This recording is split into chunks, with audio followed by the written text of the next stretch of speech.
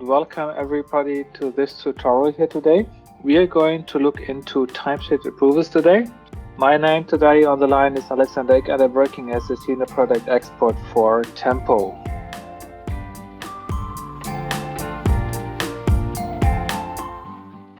So what I'm going to cover here today is how we are able to configure timesheet approvals. We're going into the process of submitting timesheet approvals and also to approve timesheet approvals. We look into what grace periods are, and we also look into period management. So there's a little bit of confusion about period management and timesheet closers, and we will look into and make sure that you understand the configurations and those things that you can configure within Tempo Timesheets. And like I said, last but not least, I'm going to answer your questions at the end of the session here today. So many people ask me what are timesheet approvals for, and what is the purpose of using timesheet approvals. So first of all, it makes sure that all of your employees have entered all the time that they should, and that of course is important for your data accuracy, and it is also very important for your decision-making process, and to make sure that nothing gets lost. But also for your employees, it's in some kind of audit log, so your employees can show when and how much time they have logged during a period, or for also to keep track of their working agreements. And another benefit is that all these timesheet approvals and submitting timesheets and approval of timesheets is also available in the mobile app. So, like I said, what I'm going to do here is I'm going to present you a version of Tempo, which is running on Jira for server. However, we also have a cloud version. So, and the good news is, at least for this use case, that both or that the timesheet approvals work completely the same both on server and cloud. So everything that you see here today, even though it's presented on the server version, is also available on cloud. So I don't want to have that any further, so I just go directly into, so we start with a demo. And in the demo, I'm here is located in Tempo Timesheets, but what we are going to start with is looking into the Tempo Timesheet approval configurations. So first of all, the good news is that basically, or out of so you do not need to configure anything to make that work. So the submit button here on the top right is where people can submit the timesheet is already enabled, so you don't need to configure that. So everything is already set up, but I also want to look into the options that we can do or what you can configure as a Tempo or as a Jira admin. So there are two sections that we need to look into. So that's the reason why I said Tempo admins or Jira admins. So one section is available only for Tempo admins, and another section is only available for Jira admins. So we are going to start looking into the Tempo admin section. So here from Tempo dropdown and settings, we have two things that are important that we need to look into, and these are referring to the periods. So the periods also refer to the timesheet approval periods. So that's very important for you to configure here. So you can basically configure within the period configuration. You have the option how you want to configure your period. So generally, you have two options. So the first option is to configure the timesheet approvals monthly. That's what you can do, but you can also enable that to make that weekly. Okay. So by default, this is configured as to be set monthly. but you can also change that to weekly if that is your preferred situation. And then we have the monthly periods. So from here, from the top, you see that the default setting is probably something in your instance is set to the first, but you can also change a different period. So let's say, for example, you want to have different period, for example, for your employees to submit their timesheets in order to get paid or for to do the payrolls. And you could also have a second period, for example, to for billing purposes of your customers, for example. So these two periods, if you have selected them differently, you can select between those two in the Tempo Timesheet report section, where you can distinguish between the second or the default period and the second period. Okay, so but the default period is, so when we look into, but we can also see that later on when we switch to submitting the timesheet, you would see that my period is always starting on the third of each month, for example. When you have the weekly setting enabled, you can also choose your starting day from here. So this is period configuration, how you can basically configure the starting period of your timesheet approvals. And below from here, you will see another topic, which is period management.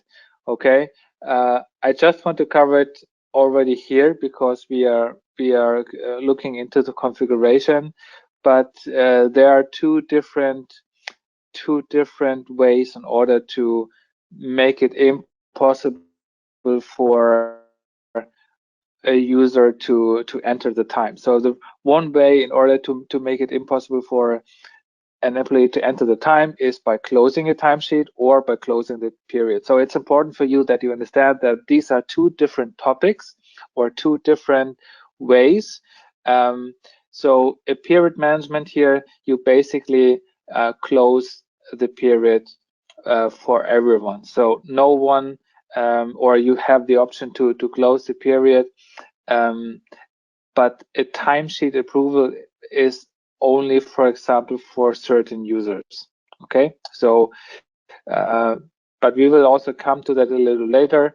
Just for you to know, it's a little bit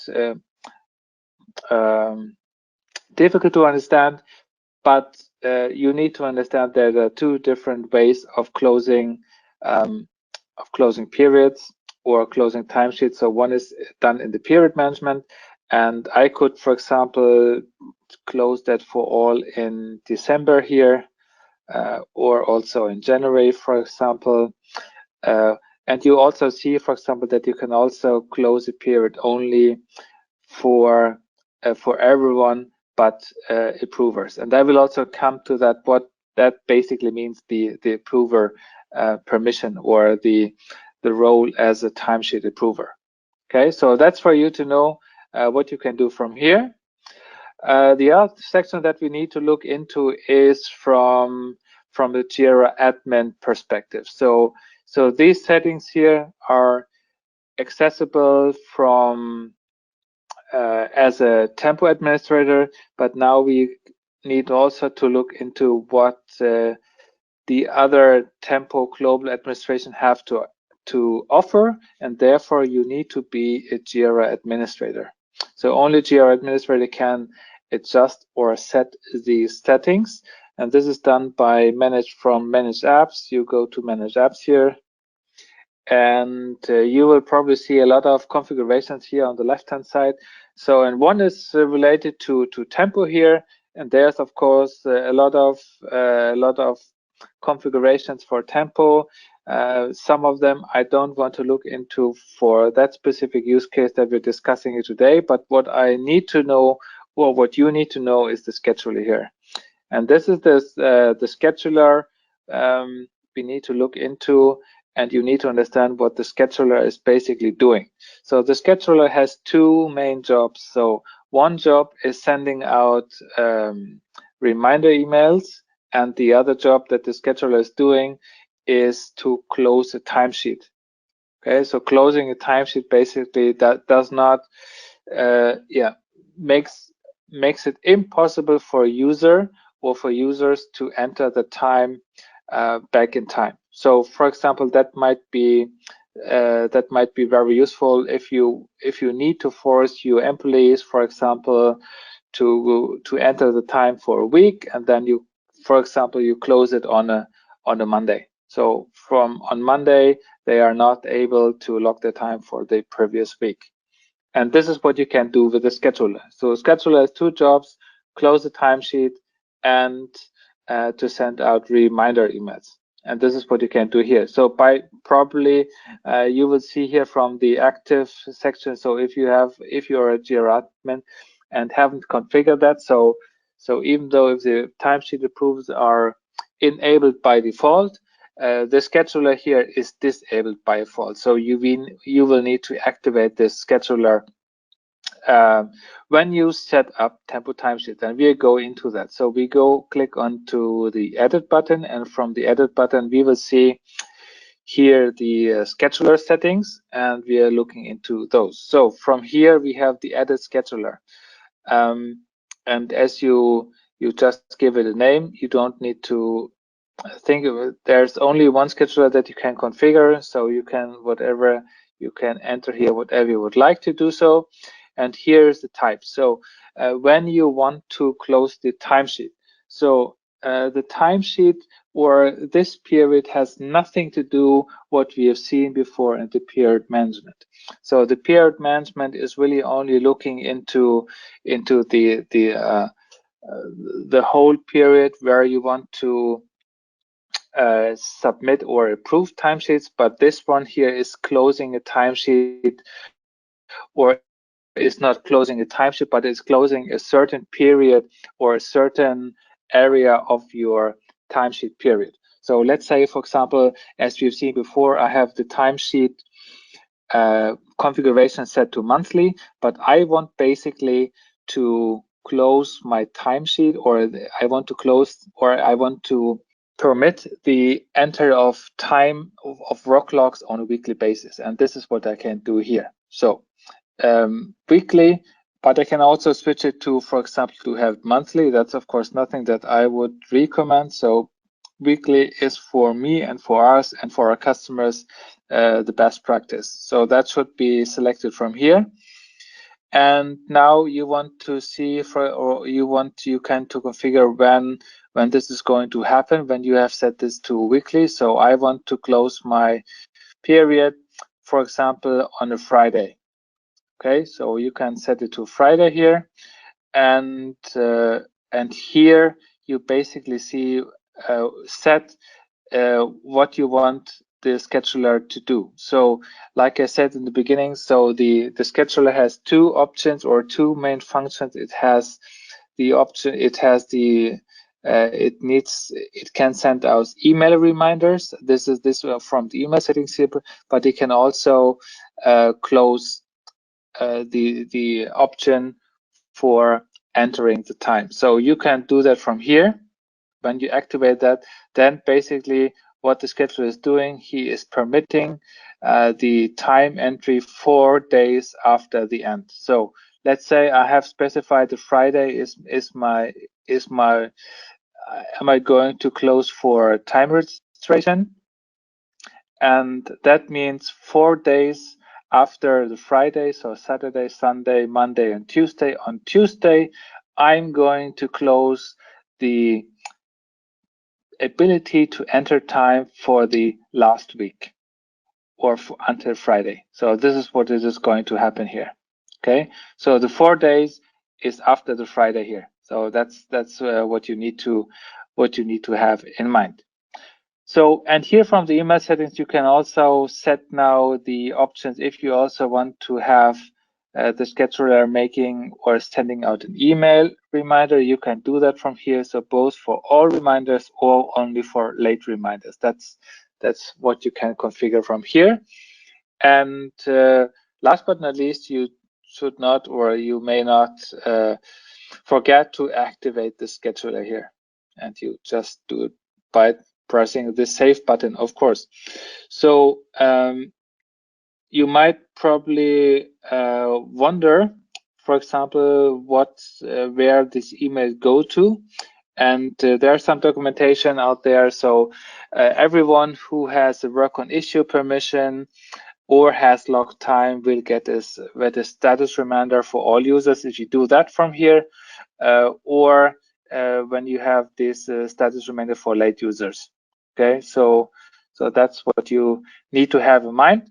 So be careful, of course, about that you configure your Tempo access in that way that you so if you don't want users to, or if you have users that do not need to track time, uh, remove them from the work on issue permission and remove them and do not assign any workload schemes to them.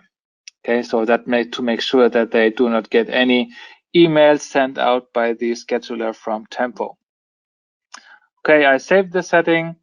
And as you probably see, you can also see this list here of users that receive the email from scheduler. So like I said, make sure that this is configured properly in your instance, and to make sure that only those people have access to track time that need to do so, because the reminder email will go also to those who have work on issue permission. Okay, so this is all that I need to do, or that I need to configure myself, uh, or within Tempo. And there's one other thing that we need to look into, and this is done on the team settings, because we are going to look into the ability who is able to submit a timesheet and who has the ability to approve a timesheet. So these are specific permissions that I need to set. And for example, if I see, for example, I can look into a team here, Green Cloud VKR, and this team here, Robert Penn, is a team member of that. So, but I also am a team administrator, so I can look into the permissions from here. And so from the permission, and everyone who is a Tempo administrator or a Tempo team administrator or a team lead of that specific team can look into the permission set of that specific team here, and you will probably see something similar like this. So they are pre-configured team roles like the team lead, team members. And you might also have this one here, the approvers and the planners. So this is pre-configured, but you can also, for example, add the permission role easily from here. So you could, for example, say here, timesheet approvers, and give them, for example, let's say you want here to approve the timesheet. And as you probably see, once you have the approved time permission, you also see you always get inherited the view team work logs permission, because you cannot, of course, approve the timesheet unless you can you have the ability to view a member's work logs, and this is what you configure here.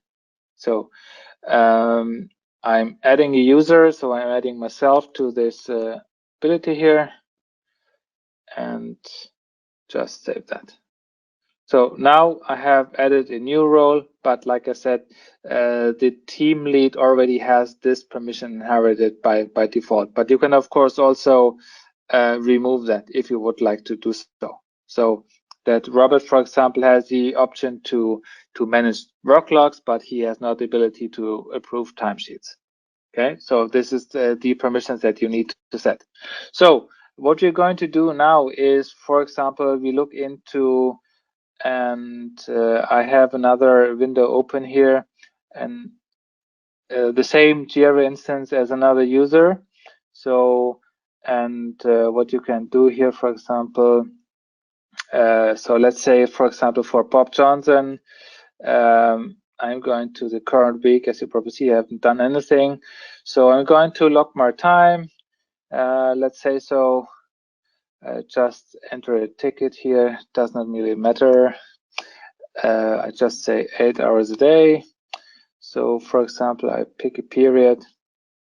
I pick also a period for last week, for example, to have something more Okay, so logging my up here is closed, so it's not allowed. January. Okay, February, but I will do it from here. No, not 3rd of February. Just do it today. Okay, so I have logged 8 hours here for today, and what I can do here, as we probably have seen here from the workload calendar, people are able to submit their timesheet. So I have here, for example, I always see the last 3 periods: the current period, the last period, and the period before that. And as you probably see, I haven't entered anything here, but still it does not prevent me from submitting a timesheet, and this is what I can do. So it does not really matter how it looks like, just for you to see. So for example, here I'm going to submit a timesheet for Bob Johnson, and I'm going to pick a reviewer.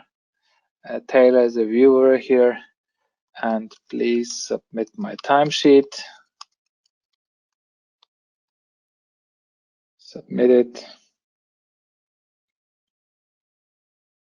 Okay, so and once I have submitted my timesheet, I'm not able to enter any time anymore. So even though if I'm going to trying to log anything now, you will probably see that Tempo will not allow me to enter time, because it's going to say the timesheet status must be open for the period, and I have just submitted my timesheet, so therefore it's the timesheet is not open.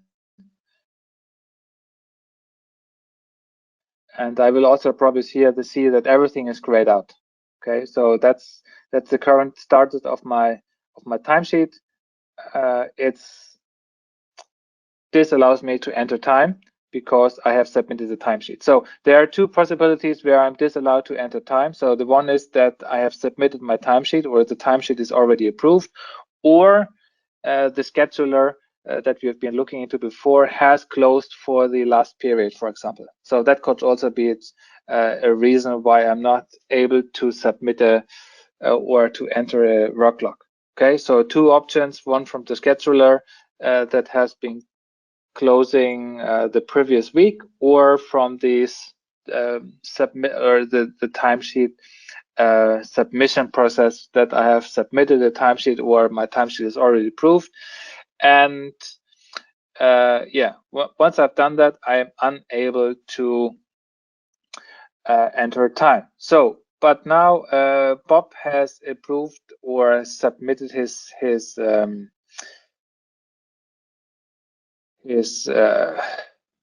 so where do I find him?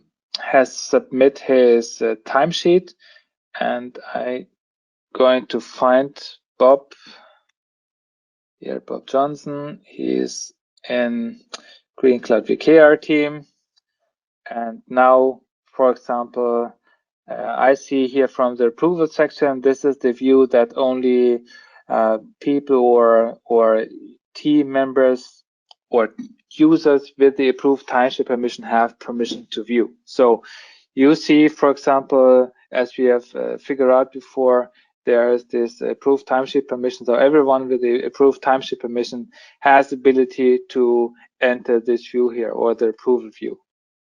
So within the approval view, there are 3 current statuses. So ready to submit, approved, to approve, or so we can see here. So 1 timesheet is waiting for approval, and 5 timesheets are still open. Okay, so what I can do here from here, of course, I can see his that this is waiting for approval. So but let's say, for example, or I'll make it different. I just approve his timesheet. So this is one option that I have. So I can say, well done, for example, and then you will probably see that his timesheet is now approved. So we could also do that different now, for example, for Brian, and I'm going to submit his timesheet in his name, for example. Submit a timesheet, and then you will see that you have these different status here. So we have so we can have it into waiting for approval, open, or approved. So when it's waiting for approval and then to reject the timesheet, then it's again going into the status that it is open. Okay, so that's very simple. So, and what I can also do here, for example, is we have also mentioned the grace period, or I have mentioned the grace period in the very beginning. So let's say, for example, Bob Johnson has submitted his timesheet and he forgot to enter in time, or I want to allow him to enter any time entries for a closed week, for example. So let's say the scheduler has closed the ability to log time for the last week. I can give him the grace period here. So let's say I will do that here and here I can enter the time period that I'm going to do it at a grace period. Now lock your time now, for example. And this will also allow, or when I do this here, by doing this, Bob will also get a notification by email that he is now a grace period and he is able to lock his time for March. So when I go back, for example, again to Bob, here this window is Bob, and go into the My Work section, I will see, or should see, that his should be open. It's probably because, so let's say we can also do that here, for example, for because it's approved. So approved timesheets, I can of course not give a grace period for approved timesheets. So I probably need to do that for different users. Okay, I think we can skip that for now, but I hope that you get the point that once, but I can probably do that here, do it differently. So I just reopen this timesheet.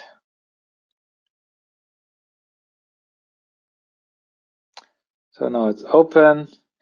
I submit it again. Okay, and what I'm going to do now is giving again a grace period. Okay, so now I should be able.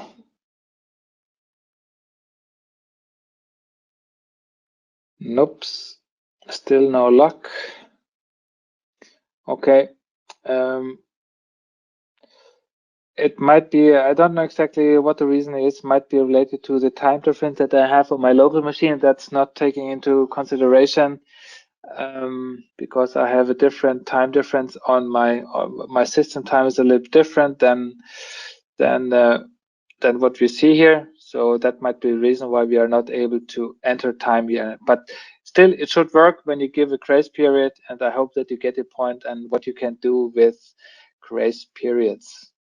So, but I think I have covered everything in regards to timesheet approval. So we went through the configuration of timesheet approvals. So like I said, the very beginning, it is enabled by default, and you can just use it right out of the box. The only thing that you really need to find out or that you need to configure is the persons or the user that are able to approve a timesheet, so that you can, and the user can only send a timesheet for approval to those who have approved timesheet permission for that user. I have also looked into where you can configure your timesheet, the timesheet approvals in more detail, what you basically can do, how you can set the periods, and how you can enable the scheduler. And we have gone through the process of submitting a timesheet and approving a timesheet. So that's what we've done today. I hope that gave you an idea of what you can do. Thank you for your attention. Bye.